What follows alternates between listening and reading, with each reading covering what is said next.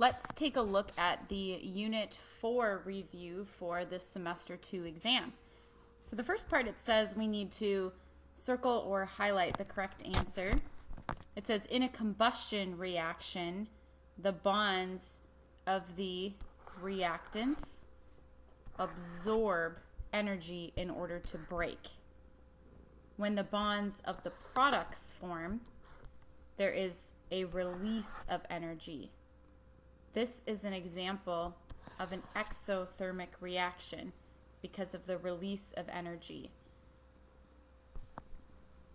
Which of the following reactions illustrates the decomposition, the breakdown of water? So it would be the equation on the right, and this would be an endothermic process because there is an absorption of energy. Energy is on the reactant side. The other reaction could be used to power a fuel cell. What are some advantages and disadvantages of using a hydrogen fuel cell powered vehicle? So notice that unlike the combustion of a fuel like octane, there is no CO2 released as a product. And that is one of the greenhouse gases we've been talked about that is really good at trapping infrared radiation and warming our climate. So with only water as a byproduct, that is definitely an advantage. Other advantages are that this could be a completely renewable process. Unlike fossil fuels, which take millions and millions of years to form under the Earth's crust with all that heat and pressure, we could use the energy from the sun to, in theory, split water, and then we could use that hydrogen in order to produce energy in a fuel cell. So that would also be an advantage, although the technology doesn't quite exist yet for that process to be completely renewable. It's also very efficient, the combustion of hydrogen. Some disadvantages are that it's very pricey, and we don't have the infrastructure right now where you can easily go get pumped up with hydrogen gas. And right now, in order to produce hydrogen gas, we have to burn fossil fuels in order to get that energy. So that's a current disadvantage. Again, the potential is there. Let's review how to balance a reaction. In order for a reaction to be balanced, you have to have the same number of atoms on the left side of the arrow as there are on the right side of the arrow. So for a reaction that only has C's, H's, and O's, you should balance them in that order. So here we've got C3, so I'm going to put a 3 in front of my CO2.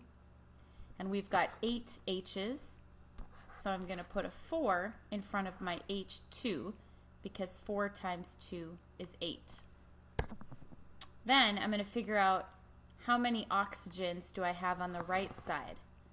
3 CO2s is 6 oxygens plus 4 H2Os, that's just 1 O, so that's another 4. So there's 10 oxygens on the right. So I'm going to need a 5 out front to balance. And then I can leave this first blank blank, or I can put a 1 there. This is definitely a combustion reaction. And I know that because I see that CO2 and H2O are being released, so that is familiar. And then I also recognize that a hydrocarbon, a long chain of carbons, is a fuel, and oxygen is required for combustion. For letter B, we just need to balance. So let's take a look at what we've got going on. 3 irons, so I'm going to put a 3 on the right side. 2 Ns, 2 nitrogens, so I need a 2 there. And then I'm going to need a 2 in front of the aluminum now that I added the 2 on the right side. Letter C, I've got 1, 2, 3 oxygens. That's not going to work because I need to make odd numbers even. So I'm going to put a 2 over here because now I've got 2 times 2, 4 oxygens, which means if I put a 2 there, I've got 2 oxygens plus another 2, making 4. Now I can just put a 1 there. And this is one compound breaking down, so this is definitely a decomposition reaction. And the last one, 2 things getting married, 2 elements coming together. I can see O2, I'm going to need a 2 here, which means I need to put a 2 in front of my magnesium. So this is a combination, also sometimes called a synthesis reaction. Now for number 29, I see decomposition and combination reactions. And I've got to remember how to deal with these. For decomposition reactions, I've got to think about Hofbrinkel. These are the elements that when they're alone, they always get a 2 because they're diatomics. For combination reactions, I need to remember crisscross. I've got to crisscross the charges of the elements because they're in a new relationship. So for the first one, decomposition, I'm just going to split up the elements, and then I'm going to check Hofbrinkel and say to myself, do any of these, or are either of these part of Hofbrinkel? And the answer is yes, the chlorine is. So that gets a 2. After I've correctly written the elements as products, I've got to then balance the equation by putting numbers out front. Since I have 2 chlorines on the right, I need a 2 in front of my LiCl, which means I'm also going to need a 2 in front of my Li. For letter B, it's a combination reaction, so I'm going to think crisscross. Aluminum's got a +3, fluorine's got a -1, so this is going to be AlF3. Now I can balance. It's convenient to make odd numbers even, so I'm going to put a 2 out front of my F3, which makes it 6, so I need a 3 in front of my F2 to make that 6, and then 2 aluminums, I need a 2 out front of my aluminum. Now I'm balanced. Similarly, letter C is another crisscross.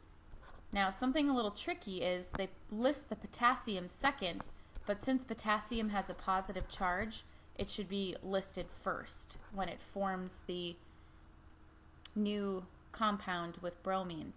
So the charges cancel out, +1 and -1, so it's just KBr.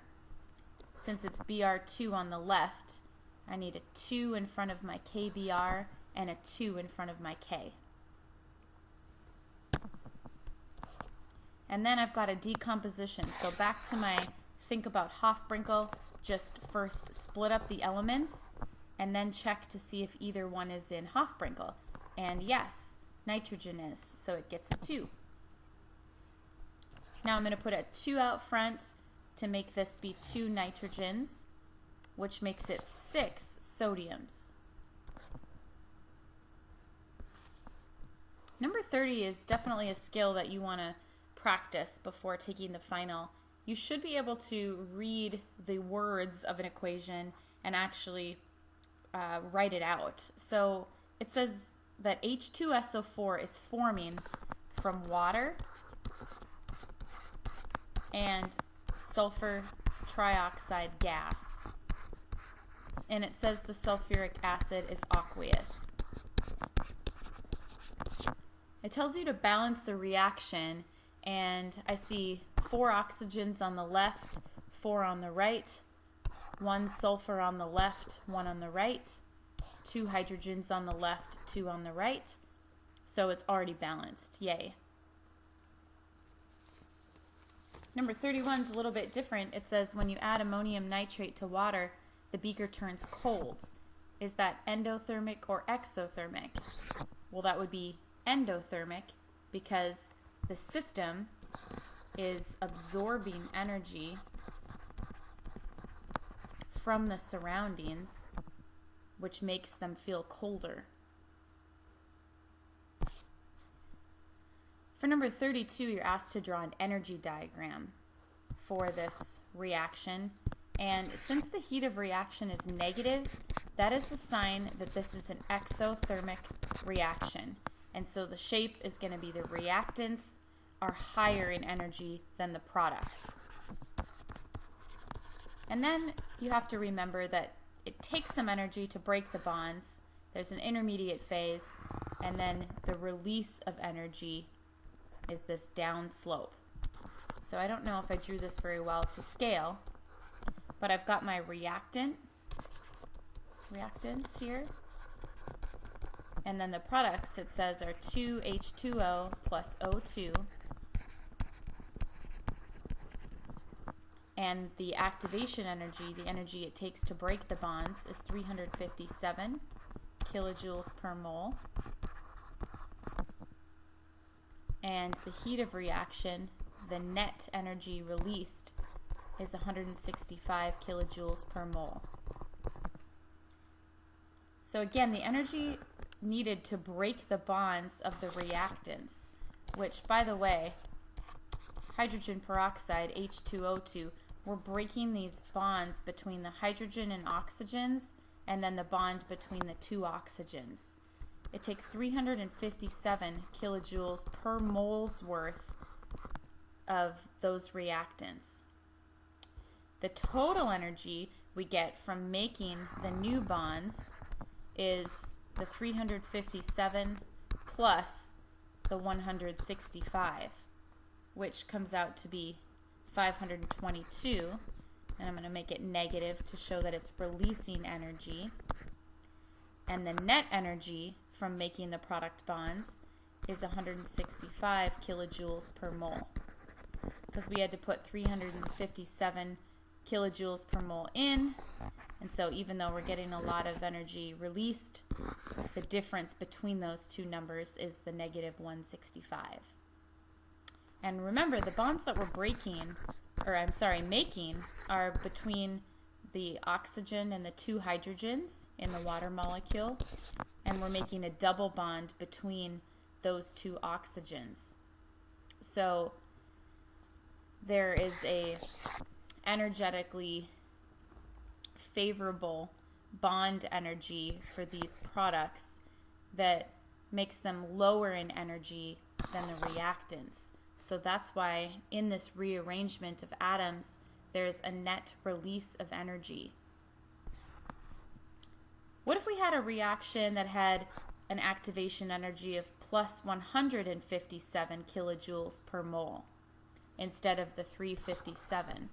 Would that be more or less likely to occur? It would be more likely to occur, because the chances of a reaction of getting this energy is higher, because this is a smaller number. So it's easier to get 157 kilojoules per mole than it is 357 kilojoules per mole. So this is more likely to occur in nature. And we already said this, but this is definitely an exothermic reaction because energy is released overall.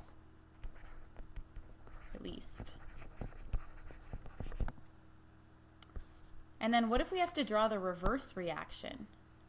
So we've got our products now turning into our reactants. Well, we already figured out that the amount of energy total here is the 522. So the reverse reaction would require 522 kilojoules per mole in order to break the bonds. And that's of the H2 and the O2. And we're making, H2O and O2. And we're making the two H2Os. And in the opposite direction, the heat of reaction would be 165 kilojoules per mole.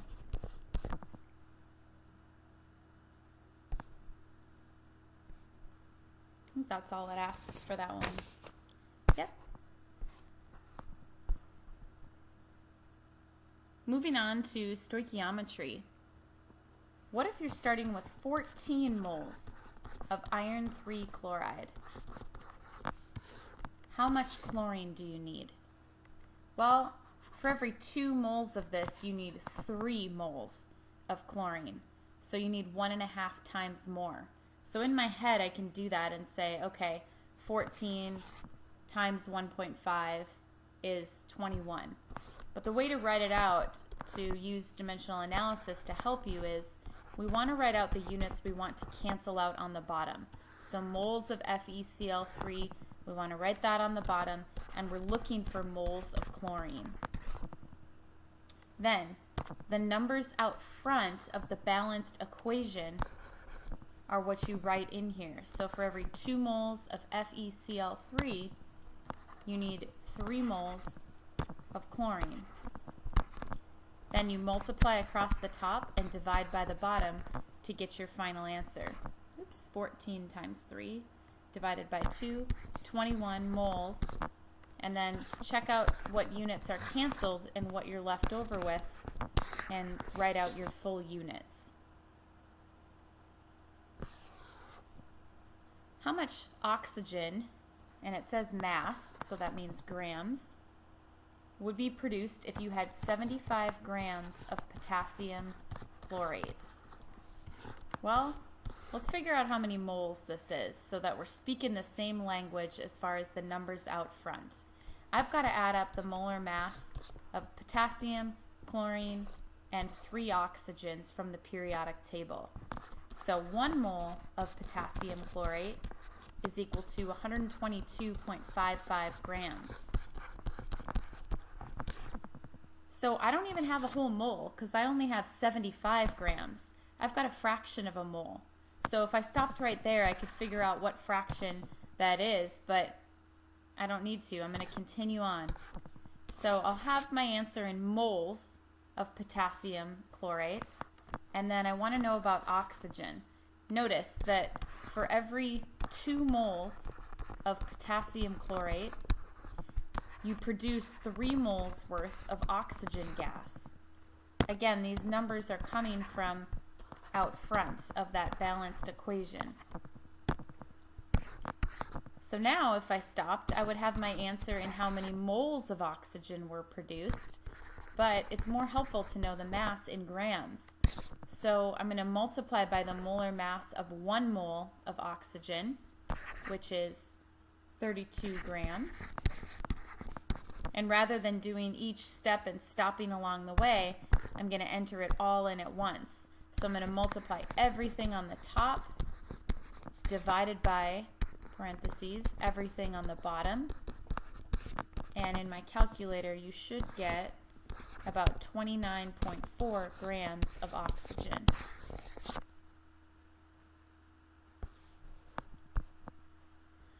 For the next one, there's a lot going on. It says calculate the percent yield of chlorine in the decomposition of hydrogen chloride if 25.8 grams of hydrogen chloride produces 13.6 grams of chlorine gas. Hint, write the balanced equation. Decomposition of HCl. Okay, it's decomposing into chlorine gas and hydrogen gas using Hofbrinkel. I know that those each get a 2. So now I've got to balance this.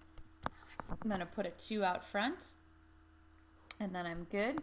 If I want to get a little more particular, hydrogen chlorine or hydrochloric acid is aqueous, and these are both gases. All right, it says I've got 25.8 grams of HCl. It also gives me the actual yield. Well, this question really wants to know first, what is the theoretical yield? How much should you make? Probably more than 13.6, because usually you don't quite make all of what you think you're going to make because of some error. So let's figure out, based on the fact that 2 moles of hydrochloric acid produces just 1 mole of chlorine gas, let's figure out how many grams of chlorine gas this much would make. So first step, like usual, we've got to divide by the molar mass of HCl. So I've got to go to my periodic table and add hydrogen's molar mass plus chlorine's. It ends up being 36.46 grams. That's how much 1 mole of HCl weighs. Next step, for every 2 moles of hydrochloric acid, you only produce 1 mole of chlorine gas, and 1 mole of chlorine gas from the periodic table. I add that molar mass up. It adds to 70.9. Now, I'm going to make sure that all my units are going to cancel out except what I want. And then I'm going to multiply everything on the top. And I'm going to divide by everything on the bottom. And when I do that in my calculator, I get 25.1 grams of chlorine. So that is my theoretical yield. In a perfect world, that's how much chlorine gas I would make in grams from 25.8 grams of hydrochloric acid. Well, it's not a perfect world. And on the final exam formula sheet, you will have the percent yield formula. Actual divided by theoretical times 100. So my actual was 13.6 grams. My theoretical is 25.1 times 100 equals 54% yield.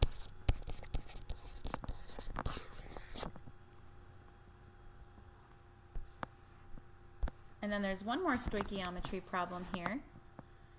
What is the actual amount of magnesium oxide produced when an excess of carbon dioxide reacts with 42.8 grams of magnesium?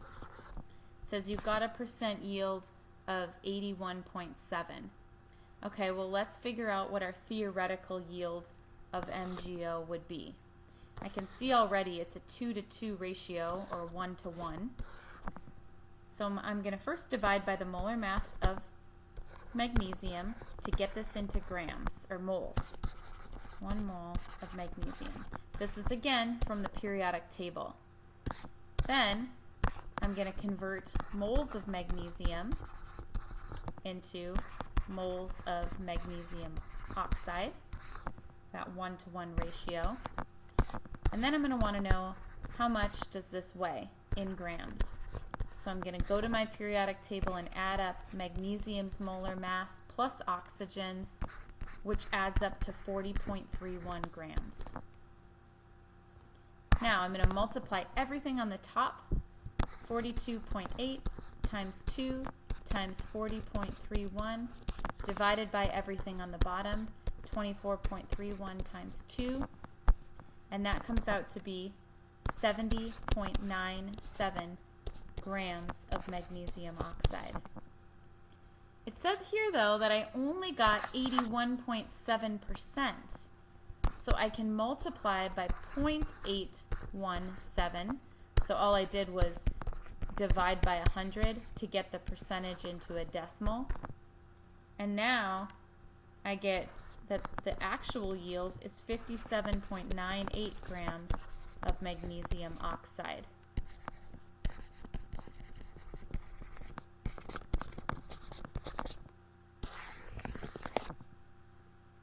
So that makes sense because I got 81% of what I was supposed to get, and so that looks about right. So you can usually eyeball it to double check yourself. And one more question before Unit 5. What are the 7 diatomic elements? Well, that's just Hofbrinkel.